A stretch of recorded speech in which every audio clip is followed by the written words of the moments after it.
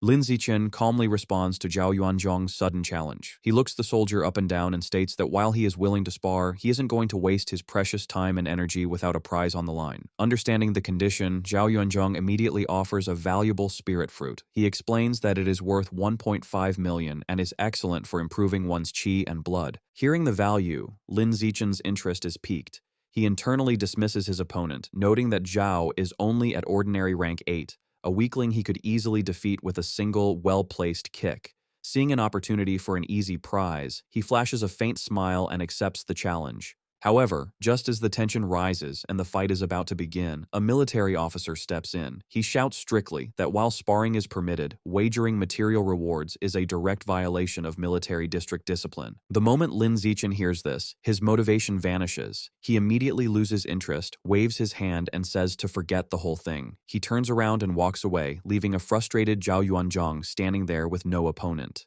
Sometime later, having left the crowd, Lin Zichen tracks down Gao Mu. He stands over the defeated rival, who is now bruised and looking pathetic, and asks when he will receive the 10 advanced vitality pills that were promised. A battered and shirtless Gao Mu, terrified of another beating, stammers nervously. He promises that he will go to his dorm and retrieve them for him right away. That night, inside his single dormitory room at the military base, Lin Zichen focuses entirely on his training. He is determined not to let his progress fall behind, even for a day. He sits cross-legged on his bed, his skin glowing with a faint red light from the intense heat and exertion of body tempering. A system notification pops up, revealing that he has begun his 4th round of skin tempering and is already at 12% completion. He sighs, reflecting that the progress feels a bit slower than it did during his 3rd tempering cycle. His focus is interrupted when Shen Qinghan, wrapped only in a towel, peeks through his door and asks if she can come in. She walks in and sits on the edge of the bed next to him. She explains that the dorms don't have hair dryers, so she asks him to use his control over his qi and blood to generate heat and dry her damp hair. Lin Zichen smiles and tells her she arrived at the perfect time because he actually has something for her. While he helps dry her hair, he hands her a small jar containing the 10 advanced vitality pills he collected from Gao Mu earlier. He explains that at his current level, they aren't much help to him, so he wants her to have them. Shen Qinghan is surprised to receive such a valuable gift, but Lin Zichen quickly reassures her. He tells her not to feel indebted because they are family, and her safety and well-being are the most important things to him.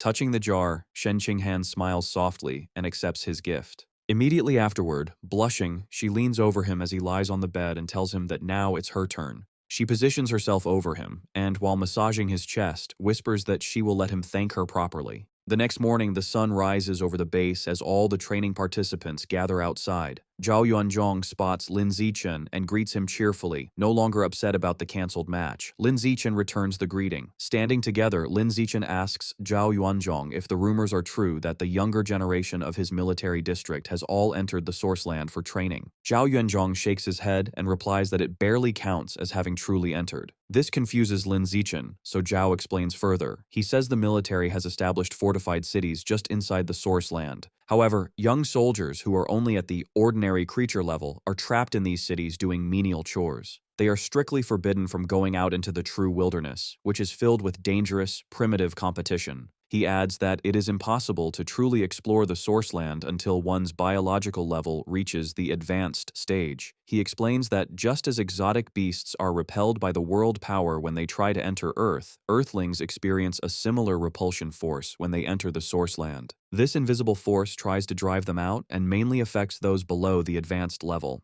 However, Zhao clarifies that the repulsion is much stronger for beasts invading Earth. In fact, the power of many exotic beasts is significantly weakened by Earth's world power. Hearing this, Lin Zichen has a moment of realization. He finally understands why gene fusers on Earth are able to defeat the very creatures their powers come from. The beasts are fighting at a disadvantage. Their conversation is suddenly interrupted as a powerful figure leaps from the sky and lands in front of the group. The impact is so heavy it cracks the pavement. The man asks loudly if everyone is present. Zhao Yuanzhong immediately snaps to attention and reports that everyone has arrived. The man is a large, muscular instructor in tactical gear. He introduces himself as Lu Tianrong, the head instructor for the special training. He states bluntly that he won't waste time with long speeches because they are here to improve, not talk. Observing instructor Lu, Lin Zichen mentally assesses his power. He notes that the instructor has a biological level as high as advanced rank 6, which is strong enough to be a dean at either of the two major universities. Instructor Liu announces that he will now assign the participants to temporary teams, creating 4 teams in total. He explains that an entrance assessment will begin immediately, and the real special training will only start once this test is passed. The groups are formed quickly. Zichen is relieved to find that he and Shen Qinghan have been placed in the same group. Joining them are Zhao Yuanzhong, a student named Zhang Kai, and a tall, muscular girl from Capital University named Shangguan Yueying. Shen Qinghan happily comments on how lucky they are not to have been separated during the selection. Instructor Liu leads the teams to a large, imposing 3-story building and explains the rules. Each floor has a series of checkpoints. To pass, they must clear all of them and reach the rooftop within 3 hours. He points out that the first floor has 4 walls, each with a door in the middle. The 4 teams will enter through these different doors to begin. After wishing them good luck, Instructor Liu leaps effortlessly onto the roof of the building in a single bound. From above, he shouts for the assessment to begin. Zichen and his team step forward, entering the dark building ready to face whatever challenges await inside.